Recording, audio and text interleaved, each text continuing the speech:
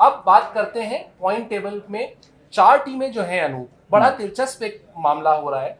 मैं सबसे पूछ रहा हूँ कि यार इसमें 4 टीमें हैं, इसमें सबसे ज्यादा खतरा किस टीम पर है? और हर आदमी 95% लोग कह रहे हैं सबसे ज्यादा खतरा जो है वो आरसीबी पर है।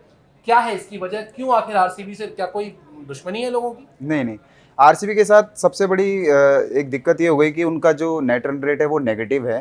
प्लस अगर उनके लिए अब आखिरी जो मुकाबला है वो डू एंड डाई हो गया है। प्लस अगर वो जीत भी जाते हैं वो मैच, और अगर दूसरी टीम जो कि दिल्ली है और या फिर पंजाब है, अगर ये अपने बचे हुए मैच दोनों जीत जाते हैं, देन उनके लिए और फिर दोबारा खतरा, वो बाहर हो जाएंगे क्योंकि इनका नेट रन रेट बहुत अच्छा है। तो इसलिए आरसीबी की जो है दिक्कतें हो गई हैं बहुत ज़्यादा। और आरसीबी को मैं आपको बताऊं कि आरसीबी को अपना अगर नेट रन रेट पॉजिटिव करना है तो उनको अपना अगला मैच, मतलब जो उन्हें गुजरात टाइटन से खेलना है, वो 80 प्लस रनों से जीतना होगा अगर उनको प्लस में लाना है अपना net run rate.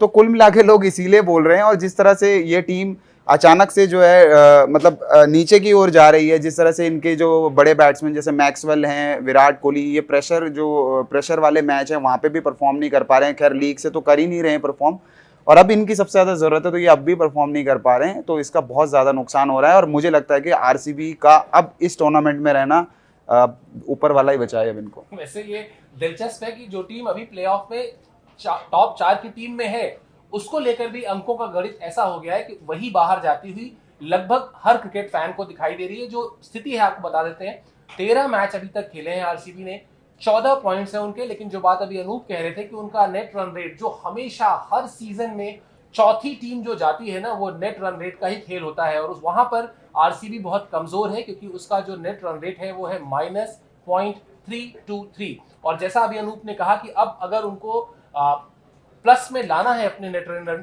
Run rate को, तो सबसे पहले तो गुजरात को हराना है जो लीग की टॉप टीम है अभी, और दूसरा 80 रनों के आसपास के बड़े अंतर से हराना है, जो लगभग एक तरीके से इस फॉर्मेट में असंभव सा टास्क हो जाता है।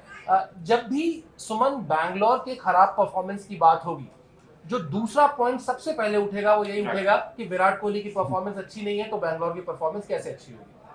बिल्कुल, विराट कोहली, देखिए विराट कोहली ऐसे खिलाड़ी थे जो कि हमेशा ऐसा लगता था कि ये जो टीम है बैंगलोर की टीम हमेशा वन ऑफ द फेवरेट रही है, क्योंकि उनके पास कौन कौन थे, उनके पास विराट कोहली थे, उनके पास डिविलियर्स थे, उनके पास क्रिस गेल थे, तो एक टीम ऑफ सुपरस्टार्स थे।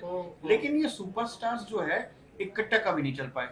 और दूसरा कि कहीं ना कहीं कोई एक वाई फैक्टर हुआ करता था, हम जैसे एक्स फैक्टर कहते हैं, कोई एक वाई फैक्टर जरूर होता था जो उन्हें हरा देती थी। तो कहीं ना कहीं मेरे हिसाब से इनका जो स्ट्राइक रेट है, देखिए स्ट्राइक रन तो उनके कम ही बने हैं, ज्यादा तो रन है नहीं, रन है इनके 236 है, और एवरेज है उनका सिर्फ 19.66। तो और एक ही उन्होंने अर्धशतक मारी है। तो लीड बाय एग्जांपल या मेन प्लेयर होना तो दूर की बात है, वो मिनिमम जो उनसे एक्सपेक्ट किया जा रहा है ना वो भी नहीं कर रहे, और ओपन भी कर रहे हैं। तो वो कुछ साबित करना चाह रहे हैं, या टीम फ्रेंचाइजीज कुछ साबित करना चाह रहे हैं। क्यों ऐसा लग रहा है कि विराट कोहली का फॉर्म में आना इतनी जरूरी है? टीम से ऊपर क्या विराट कोहली है कि टीम के भविष्य से ज्यादा अगर विराट कोहली के भविष्य अगर सोचता है फ्रेंचाइजीज या इंडियन टीम या इंडियन सिलेक्टर्स, तो ये गलत बात होगी। अगर विराट कोहली का टीम नहीं चल रहा है तो 2-3 मैच के लिए उन्हें ब्रेक ही दे देते, क्या फर्क पड़ता? वो खुद अपने बैटिंग प्रैक्टिस करके आते, अच्छा सा अगर उन्हें लगता तो फिर वो खेलते अपने पोजीशन में। लेकिन कहीं ना कहीं मुझे लगता है कि बैंगलोर जैसे एक हो जाता है ना चेन्नई सुपर किंग्स का धोनी के साथ, उसी तरह से बैंगलोर रॉयल चैलेंजर्स का विराट कोहली को फॉर्म में लाना ही मुझे लगता है कि सबसे बड़ा मोस्ट इंपॉर्टेंट फैक्टर रहा है, ना कि क्वालिफाई करना। तो यहाँ कहीं ना कहीं मुझे लगता है ये गलती हो रही है, गणित में भी गलती हो रही है, और विराट कोहली से चूक भी हो रही है, टीम का असर बिल्कुल सामने दिखाई दे रहा है।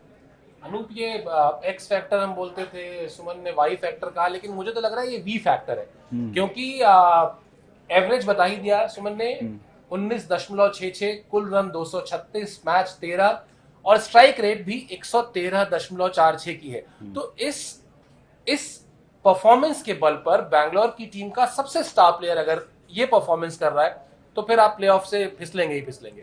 बिल्कुल। और विराट कोहली विरोधी से तो लड़ नहीं रहे, वो पहले खुद से ही लड़ रहे हैं। मतलब पिछले 2.5 साल से वो देख रहे हैं आपकी, जी, शतक लग नहीं रहा, और फिर वो एक जब इंसान खुद से लड़ रहा होता है, अब जिस तरह से वो आउट हो रहे हैं, मतलब पिछले मैच में बड़े अच्छे शॉट उन्होंने खेले, लेकिन वो जिस तरह से आउट हुए, फिर उनके साथ लक भी नहीं है, एक लक फैक्टर होता है जो उनके साथ इस समय नहीं है।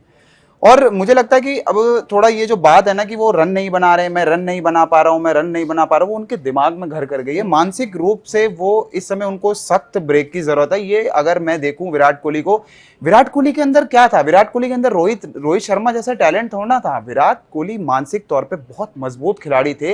वो अपनी जब वो क्रीज के अंदर कदम रखते थे तो वैसे ही विरोधी टीम जो है एकदम उनके शोल्डर डाउन हो जाते थे। लेकिन अब विराट कोहली को आप देखिए, सहमे सहमे से क्रीज पे आते हैं, गार्ड लेते हैं, पता नहीं चलता कि कौन सा गेंद कहाँ निक होके जो है बाहर स्लिप पे चले जाए, या कौन किस पे वो एलबीडब्ल्यू हो जाए अंदर आती हुई गेंद पे। तो कुल एक बात राहुल द्रविड़ ने बड़ी अच्छी बोली थी कि it is good to be intense. आप इंटेंसिटी बहुत अच्छी बात है, लेकिन जब आप टू मच इंटेंस हो जाओगे ना तो इंटेंसिटी ना आईएन हट जाता है, फिर आप टेंस हो जाते हो। तो जो बात दरअसल राहुल द्रविड़ में भी थी, जो बात शायद उनमें भी थी, वो अपनी बात कर रहे थे। तो वो जो होता है कि एक इंटेंस क्रिकेट होना बहुत जरूरी है, लेकिन too much of intensity makes you more tense.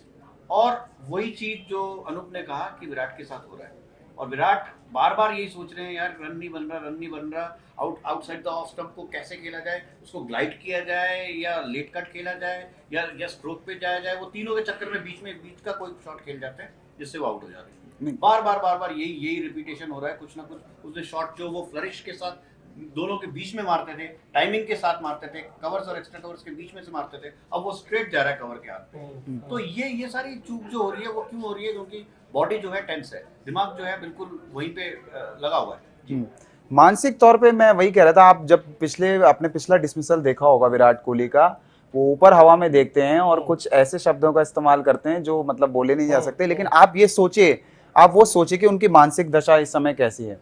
तो कुल मिला के जो ये मुकाबला है, इसमें आरसीबी को, मुझे लगता है कि आरसीबी को उनसे ऐसी कोई उम्मीद नहीं होनी चाहिए। रन बना दें बहुत अच्छी बात है, बहुत अच्छा मौका है रन बनाने का, लेकिन मुझे और आरसीबी को उनसे उम्मीद नहीं होनी चाहिए। उनसे हटके, उनको टीम में रख के, लेकिन उनसे हटके कुछ ऐसी योजना होनी चाहिए कि वो मैच जीत सकें अब, क्योंकि उनके लिए अब डू एंड डाई है। लेकिन अनूप, अगर आप विराट को, हम सब लोग सवालों के कटघरे में खड़े रख रहे हैं, लेकिन जो कैप्टन है ड्यूप्लेसी, एवरेज 33.25, कुल रन बनाए हैं उन्होंने 399, 132.55 स्ट्राइक रेट।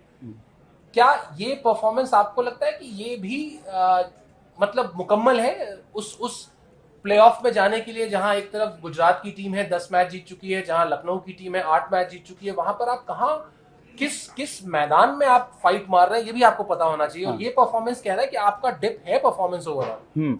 नहीं, वो बात बिल्कुल सही है ओवरऑल, क्योंकि पिछले सीजन में ये ऑरेंज कैप से सिर्फ 1 रन से रह गए थे, ऋतुराज से सिर्फ 1 रन पीछे थे ये। इस साल क्या हो रहा है कि अब इनके साथ आप देखिए सर, फॉर्म का फर्क पड़ता है। इनके साथ पार्टनर कौन है इस समय इनके साथ, इससे पहले अनुज रावत थे जो आते थे और आउट हो जाते थे, अपने आप प्रेशर आता है, ठीक है। और इस बार अभी विराट कोहली इनके साथ ओपन कर रहे हैं, वो भी बिल्कुल आउट ऑफ फॉर्म है। तो एक नेगेटिव एनर्जी सर होता है, ऐसा ये चीज होती है। पिछली बार इनके साथ कौन थे? ऋतुराज गायकवाड़ थे जो लगातार रन कर रहे थे। तो जब साथ में अगर खेल रहा हो कोई अच्छा सही प्लेयर उनके साथ, जो फॉर्म में प्लेयर हो, तो आपको भी कॉन्फिडेंस आता है रन बनाने का, जो इस साल जो है डुप्लेसी के साथ नहीं हो पा रहा है ना। इसलिए उनका फॉर्म काफी ज्यादा गिरा हुआ है, मतलब वो कंसिस्टेंसी नहीं है इस बार। रन उन्होंने बनाए हैं, कुछ पैचेस में बनाए हैं, लेकिन तो ये ठीक वैसे ही है जैसे सचिन सहवाग खेलते थे साथ में, सौरव गांगुली, ये जोड़ियों में रन बनते हैं। असल में ओपनर्स के लिए ना साथ का जो पार्टनर का फॉर्म में रहना बहुत ज्यादा जरूरी है। ये मेरा मानना है कि जब वो दोनों फॉर्म में रहते हैं ना, देन उसके बाद आप स्कोर देखते हैं अच्छे, और अच्छी कंसिस्टेंसी देखने को मिलती है उसके बाद। लेकिन डुप्लेसी के साथ इस साल थोड़ा गड़बड़ इसीलिए हो रही है, जहां तक मुझे लगता है, नेगेटिव इम्पैक्ट। आरसीबी को अगर कोई वाकई में यहाँ तक लेकर आया है तो वो दिनेश कार्तिक लेकर आए। और आप निश्चित तौर पर जिस तरह की उनकी एवरेज है, वो तो 57 की है। स्ट्राइक रेट सुमन 197 से ज्यादा, 192.56 की स्ट्राइक रेट है। मतलब अगर उस डूबते जहाज में भी आरसीबी के किसी एक आदमी ने अभी भी झंडा लेकर खड़ा हुआ है और वो कह रहा है कि नहीं मुझे तो लेके जाना है टीम को, तो आप सिर्फ दिनेश कार्तिक पे बेट लगा सकते हैं। लेकिन दिनेश कार्तिक आते हैं 4 डाउन 5 डाउन, तो उसमें कितना हो पाएगा? हाँ। आप उन्हें या तो ऊपर भेजिए, सेकंड डाउन भेजिए, तो तब कुछ बन सकता है। तो ये थॉट्स क्यों नहीं आ रही है? दिनेश कार्तिक का अगर इतना अच्छा एवरेज स्ट्राइक रेट है तो ओपन भी तो करवा सकते थे। तो ये मैं फिर से कह रहा हूँ कि आरसीबी का जो मेन एजेंडा हो गया है वो कहीं ना कहीं विराट कोहली को फॉर्म में लाना ही उनका है। उनका ये नहीं है कि बाकी लोग कितना अच्छा खेल रहे हैं, और टीम को कैसे आगे बढ़े, टीम कैसे क्वालिफाई करे। थोड़ा बहुत उनमें थोड़ा सा ओवर कॉन्फिडेंस भी शुरुआत के जब मिड स्टेज ऑफ आईपीएल था तो शायद मुझे लगता है कि एक ओवर कॉन्फिडेंस भी दिखाई दिया था कि इस बार हम क्वालिफाई कर ही जाएंगे और सब लोग वापस फॉर्म में आ ही जाएंगे, सब अपने आप हो जाएगा, ये वाली फीलिंग्स आई थी। क्योंकि कहीं ना कहीं वो वेटर्स वाला, मतलब क्या कहते हैं, वेटिंग गेम खेलने लगे थे कि विराट कोहली बड़ा खिलाड़ी है, 3-4 मैच फ्लॉप जाएंगे, कोई बात नहीं, वापस इनका फॉर्म आना जरूरी है, आ ही जाएगा। लेकिन ऐसा हुआ नहीं है।